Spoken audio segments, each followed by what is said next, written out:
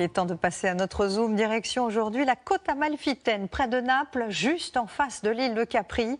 Elle concentre ce que l'Italie fait de mieux, l'alliance de la bonne humeur et de l'amour des bonnes choses, le tout au milieu de collines entièrement dédiées à la Dolce Vita.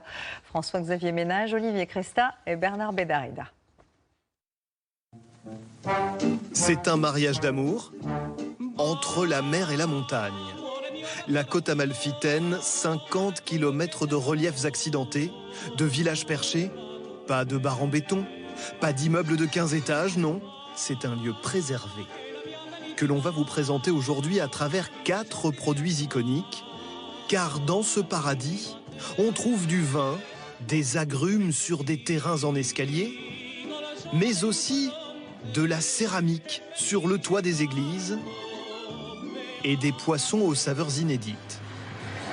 Des produits d'exception que le monde entier envie. Première étape dans la ville d'Amalfi, capitale mondiale du citron. Vous êtes en train de faire quoi, les gars? Faut qu'on remplisse quelques caisses de citron. Faut prendre les plus gros. Ceux qui sont là-bas. 3 hectares de citron bio, biscornus, que les chefs cuistots du monde entier s'arrachent et que l'on cueille au sécateur. Ce fruit que vous voyez là, il est plein d'huiles essentielles, mais aussi plein de jus. Si je l'ouvre comme ça, je peux le croquer à pleines dents. La partie la plus douce et la plus sucrée, c'est l'écorce. C'est comme une pomme, regardez. C'est plein de sucre. Et l'arôme, je vous en parle pas. C'est incomparable. On est sur une terre volcanique pleine de minéraux. Voilà pourquoi ces citrons-là sont si doux. Ici, 65 tonnes de citron sont ramassées chaque année. Du printemps jusqu'à l'automne, de petits diamants jaunes récoltés en famille. Tiens, il y a même mon père qui est là ce matin. Bonjour papa. Luigi a 87 ans, toujours sur le terrain au quotidien. Dans nos veines coulent des gouttes de citron. Oui, du jus de citron. Moi, dans mon corps, c'est pas du sang que j'ai, c'est du jus de citron. Parce que j'ai été conçu sous un citronnier. Mes parents ont eu 13 enfants. Je suis le 8e. On a tous grandi dans la même petite maison de campagne, sur la côte amalfitaine. Nous sommes à plusieurs centaines de mètres d'altitude.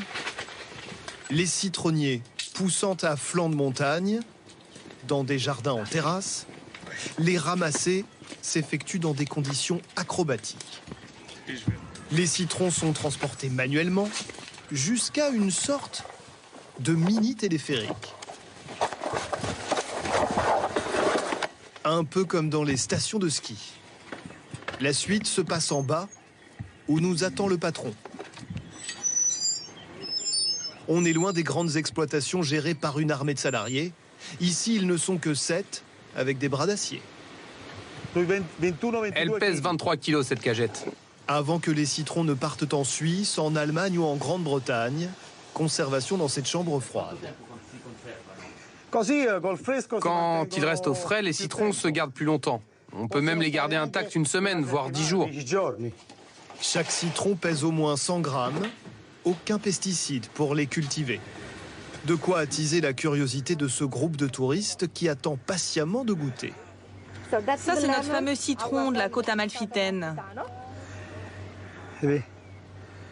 Vous allez vite comprendre en goûtant. C'est plus qu'un citron, c'est aussi bénéfique qu'un médicament. Effet garanti, le citron ne pique même pas.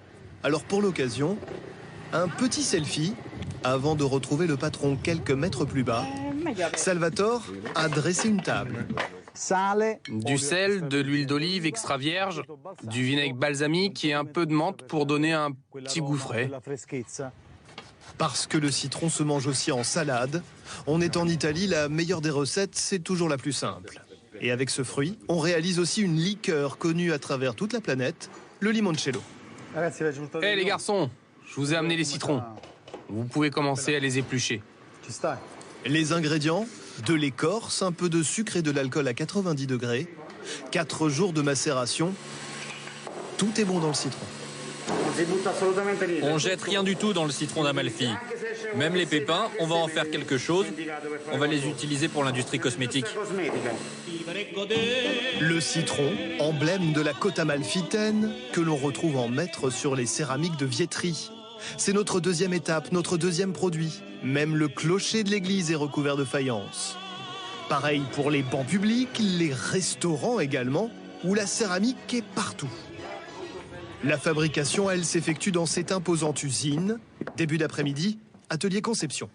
Salut Lucio, tu fais quoi? Bonjour. Vous m'avez demandé des prototypes de vases pour les envoyer ensuite à l'étranger. Je crois que c'est pour les États-Unis. Ce vase-là, il est super. Il faut que t'en fasses une dizaine comme ça. Une fois l'argile façonnée, 12 heures de repos, et ensuite, la magie s'opère juste en dessous, les mêmes gestes étant réalisés depuis 3 générations déjà. Je vais vous montrer comment on décore ces céramiques. Il y a une salle dédiée aux maîtres décorateurs. Venez voir comme on peint tout à la main. 1 millier de pièces réalisées chaque jour, dont 70% seront vendues à l'étranger. Les motifs sont tous directement inspirés de la nature. Ce sont des motifs très simples, pas de chichi, et toutes les couleurs sont particulièrement intenses. C'est une explosion de couleurs. Vous trouvez que ça manque d'éclat? Attendez la suite, et vous allez comprendre pourquoi. Ça, c'est le plat terminé. On l'a mis au four, vous voyez, la couleur est devenue brillante. Et il y a un petit poussin, c'est l'emblème qui représente notre entreprise de céramique. La céramique de Vietri, incontournable dans les maisons de la côte amalfitaine, y compris pour servir le vin. Le vin, c'est notre 3e produit. Il est cultivé ici en altitude à 750 mètres. Prière sur les collines de Furoré de ne pas avoir le vertige. C'est ici que nous attend un couple de viticulteurs. On est en train d'enlever les premiers bourgeons. On fait ça pour fortifier la vigne. Au départ, dans cette histoire, il y a un cadeau de mariage. Du mari à sa femme, une parcelle de vigne pour faire plaisir. On avait 2 enfants en bas âge et je devais m'en occuper. Alors quand mon mari me fait un cadeau, je me dis, franchement, j'aurais préféré une villa au bord de la mer. Au moins comme ça, j'aurais pu me reposer un peu. Mais en vérité, non, je crois qu'au fond, il a eu une très bonne idée. 40 ans plus tard, avec un peu plus de 3 hectares, le pari est relevé haut la main, malgré quelques tracas. Ça a toujours été une terre compliquée avec de faibles rendements. Et même aujourd'hui, utiliser des machines ici, c'est une mission impossible.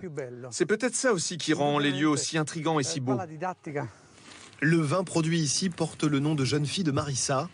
200 000 bouteilles chaque année, une prouesse rendue possible grâce à l'aide d'une centaine de familles qui vendent localement leurs raisins méditerranéens avant qu'ils ne soient transformés par Andrea en vin dans cette imposante cave. Ici sont conservées notamment les cuvées les plus prestigieuses. Ah oui, un petit détail, on est dans une montagne. Les lieux n'ont pas été simples à concevoir.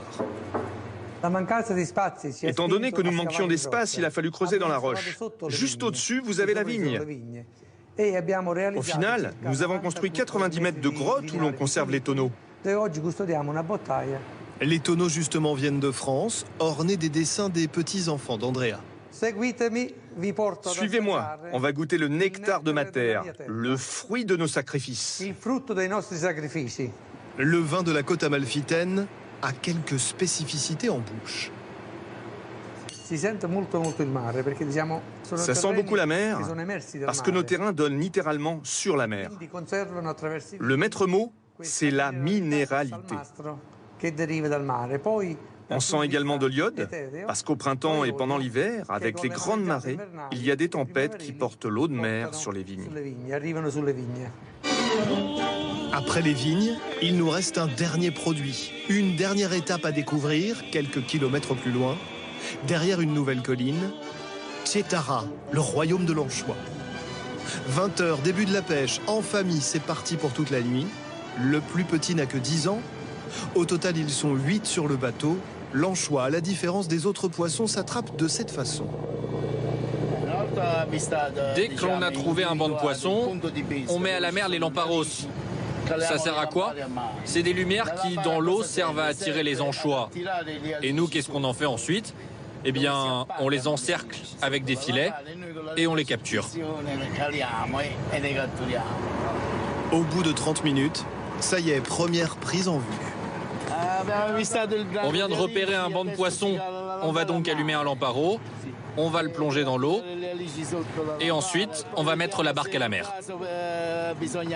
La famille Giordano pratique la pêche aux anchois depuis 60 ans, dans ce décor somptueux, mais avec des conditions de travail difficiles. Le retour sur la terre ferme, jamais avant 4 heures du matin. Les anchois ensuite sont travaillés ici, pas de machine, le savoir-faire est manuel. Ces anchois ont été salés. On ajoute de l'huile et dès cet instant, ils vont relâcher des protéines. Ils sont également pleins de fer. C'est très bon pour le système sanguin. C'est bon pour la gorge aussi. Les chanteurs d'opéra en raffolent. Mais surtout, l'essentiel, c'est qu'on les apprécie quand on les mange. Pour finir, une surprise. Oubliez l'anchois sur la pizza.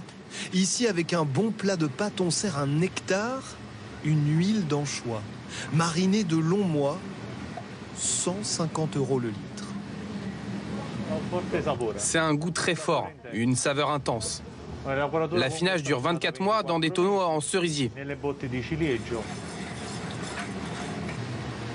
J'ai mis en plus du nectar d'anchois une émulsion de persil et de l'eau de cuisson de moule. Évidemment, les pâtes sont al dente.